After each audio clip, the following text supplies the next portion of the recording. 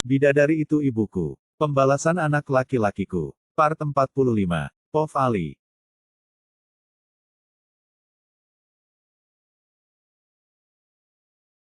Ayah, ucapku pelan. Tubuhnya bergetar, dia membalas pelukanku erat. Sangat erat. Om Handoko menangis. Kamu anakku, Ali. Apapun yang dikatakan oleh orang jikapun kamu tidak bernasab padaku. Aku adalah ayahmu, dan kamu akan selamanya menjadi anakku. Selamanya, anakku, ucap Om Handoko dengan suara bergetar. Om Handoko tidak mau melepaskan aku dalam pelukannya, sampai akhirnya pandanganku tertuju pada seseorang yang baru saja turun dari mobil. Laki-laki yang selama ini aku panggil ayah, melihat kami dengan tatapan penuh kebencian. Laki-laki yang sudah membuat kami terpisah selama ini. Aku mengurai pelukan, kembali melihat ke arah ayah. Om Handoko yang melihatku termenung ke satu arah. Juga melihat ke arah yang sama. Dia berdecak kesal saat melihat ayah sedang berjalan menuju ke arah kami. Entah ada hal apa yang ingin dia sampaikan lagi, padahal jelas kemarin itu Om Handoko sudah memecatnya dari kantor ini. Jadi kalian sudah tahu semuanya. Baguslah, jadi aku tidak harus menjelaskan banyak hal, ucap ayah ketika sudah sampai di depan kami. Aku memilih diam, membiarkan Om Handoko saja yang menjawab semuanya. Untuk apa lagi kamu kemari, Rahman? Tanya Om Handoko pelan agar tidak menarik perhatian para karyawan lain. Ini adalah jam masuk kerja, jadi wajar banyak yang lalu lalang di sini. Apalagi aku sangat yakin, ada berita simpang siur yang mereka bicarakan tentang kami kemarin. Ayah pasti keluar dari ruangan Om Handoko dengan wajah lebamnya. Pasti menimbulkan pertanyaan dari semua karyawan yang ada di sini. Tentu saja saya masih ada urusan di sini, jawab ayah santai sambil mengeluarkan satu amplop putih lalu menyerahkannya pada Om Handoko. Dengan cepat Om Handoko membuka amplop tersebut, dan membacanya dengan cermat. Wajahnya langsung berubah pias, namun itu hanya sebentar. Tidak lama, Om Handoko bisa kembali menguasai diri. Aku sebenarnya penasaran dengan isi surat itu. Namun aku tidak berani untuk bertanya lebih lanjut. Apalagi kini melihat wajah Om Handoko yang sedikit masam. Al, kamu hari ini nggak usah masuk kerja dulu ya. Biar Nisa saja yang mengatur semuanya, kamu istirahat aja barang 1 atau 2 hari, ucap Om Handoko sambil menepuk lenganku. Memang rencananya tadi aku mau meminta izin untuk tidak masuk kerja.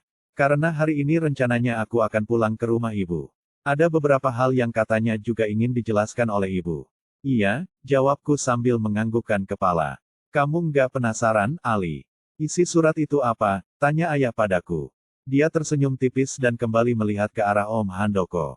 Tidak, karena aku yakin Om Handoko pasti bisa mengatasi semuanya, jawabku yakin.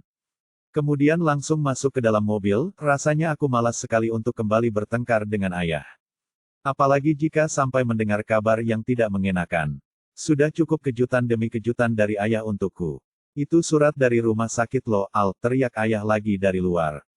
Padahal tadinya aku langsung mau pergi dari sini, tapi sepertinya ayah berhasil membuatku penasaran.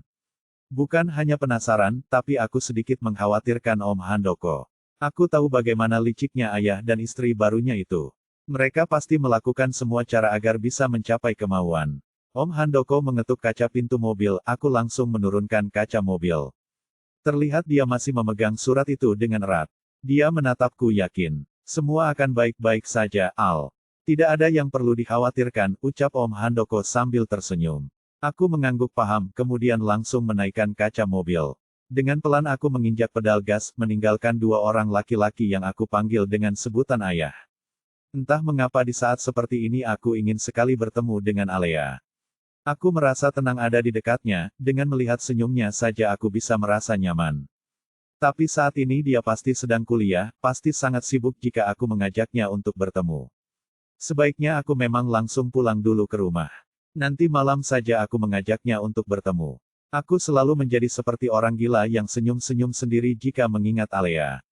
Dia seperti candu. Saat perjalanan pulang, aku sengaja menepi untuk membelikan ibu bunga mawar putih dan beberapa cemilan untuk pasukan tukang jajan di rumah. Sudah lama rasanya aku tidak membelikan ibu bunga. Setelah melakukan perjalanan sekitar 45 menit, akhirnya aku sampai di depan butik ibu. Bangunan 4 lantai yang diberi cuma-cuma oleh Om Handoko untuk kami semua. Dulu aku memang penasaran kenapa Om Handoko melakukan semua ini.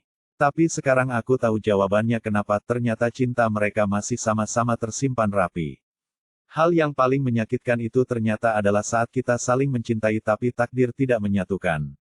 Aku segera turun dari mobil, ternyata butik ini sudah ramai oleh pembeli. Aku tersenyum senang melihat perkembangan usaha ibu dan nenek. Semoga mereka bisa menambah karyawan nantinya, agar bisa membantu perekonomian orang lain. Dengan langkah besar aku masuk ke dalam melalui pintu samping. Pintu khusus untuk bisa langsung masuk ke dalam rumah tanpa harus melewati para pelanggan. Assalamualaikum, Bu, ucapku ketika sudah sampai di dalam rumah. Tidak ada jawaban, aku langsung naik ke lantai 2. Mungkin ibu ada di kamar atau sedang menjahit baju pelanggan. Ibu, teriakku lagi sambil terus menaiki tangga. Aku memang kecewa, tapi yang aku rasakan sekarang hanya kecewa bukan. Lebih sakit lagi ibu dulu mempertahankan aku dari keluarga besarnya. Apa pantas aku marah pada wanita yang berjuang mati-matian untuk mempertahankan aku agar terlahir ke dunia? Ali, kamu sudah pulang nak? Tanya nenek ketika aku melihatnya sedang mencuci tangan di wastafel di dekat tangga. Dia mengelap tangannya di kain kecil yang digantung di paku kecil. Kemudian memelukku erat. Aku merasa sudah tidak pulang sangat lama ke sini. Padahal baru seminggu. Iya, Nek. Ali pulang, jawabku sambil membalas pelukan nenek. Walaupun dia bukan ibu kandung ibu, tapi dialah yang paling mengerti kami semua. Jangan bertindak bodoh ya. Kami semua sangat menyayangimu, ucap nenek lagi sambil mengurai pelukannya. Aku tersenyum, lalu mencium pipinya yang sudah berkerut. Ini buat nenek, ucapku sambil mengambil 2 tangkai mawar putih. Dia menerimanya dengan senyum berkembang, lalu matanya kembali berair.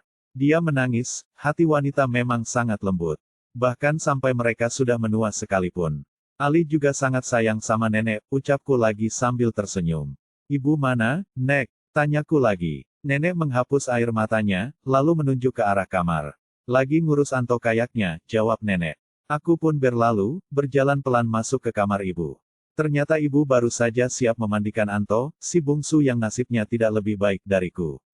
Dia masih terlalu kecil untuk kehilangan kehangatan keluarga ini. Ibu, ucapku sambil sedikit mengetuk pintu kamar. Ali, panggil ibu dengan suara bergetar. Dia membiarkan Anto yang sedang bermain dengan mobil mainan miliknya. Kemudian berjalan ke arahku yang masih berdiri di ambang pintu. Ali, maafkan ibu. Maafkan ibu, ucap ibu lagi sambil memelukku erat. Aku membalas pelukan ibu, membiarkan ibu menangis di dadaku. Ibu memang bukan ibu yang baik. Kamu bahkan harus menderita sedari dalam kandungan, racau ibu lagi dengan suara bergetar. Bu, Ali sudah bilang bukan. Jangan bahas lagi masalah ini, ucapku lirih. Ibu melepaskan pelukannya, menatapku dengan mata mengembun. Ini buat ibu, aku menyerahkan bunga mawar putih yang aku beli tadi. Ibu menerimanya dengan tangan bergetar. Aku berjongkok di depan ibu, berdiri dengan kedua lututku. Kemudian memeluk kedua kaki ibu sambil menangis. Ibu, maafkan semua kesalahan Ali. Maafkan semua keegoisan Ali kemarin. Maafin Ali, Bu, ucapku dengan air mata yang luruh tanpa bisa aku tahan. Terima kasih sudah mempertahankan Ali di kandungan ibu dulu. Terima kasih sudah memberi kesempatan Ali untuk hidup dan merasakan indahnya dunia ini. Terima kasih sudah bertahan seorang diri demi Ali, padahal Ali yakin dulu ibu pasti sangat tertekan saat keluarga besar kita tahu ibu hamil di luar nikah. Terima kasih, Bu. Terima kasih sudah membesarkan Ali dengan penuh kasih sayang, raungku yang terus memeluk kedua kaki ibu. Ali, bangun nak. Kamu tidak perlu meminta maaf ataupun berterima kasih. Kamu segalanya bagi ibu. Kamu bahkan lebih berarti dari nyawa ibu sekalipun, ucap ibu menarikku untuk bangun dari lantai. Kamu adalah hadiah terindah yang dititipkan Allah pada ibu. Ibu bahkan tidak bisa membayangkan jika kamu pergi dan membenci ibu, ucap ibu lagi sambil menghapus air mataku lembut. Dia meraba-raba wajahku dengan tangannya yang sudah mulai keriput. Tanda jika usia ibu tidak lagi muda, dia sudah melewati semuanya dengan penuh perjuangan. Aku tidak mungkin bisa membenci wanita yang sudah melahirkan Ali. Tidak akan pernah, ibu masih ingat janji Ali kan? Ibu akan selalu dan selamanya menjadi ratu di dalam hidup Ali, jawabku sesenggukan. Ibu kembali memelukku dengan erat. Nenek yang ternyata ada di sini dari tadi juga ikut memelukku. Kami berpelukan bertiga sambil terus menangis. Terima kasih, Al. Kamu kehidupan, ibu, ucap ibu terisak. Tidak ada yang lebih berharga dari keluarga.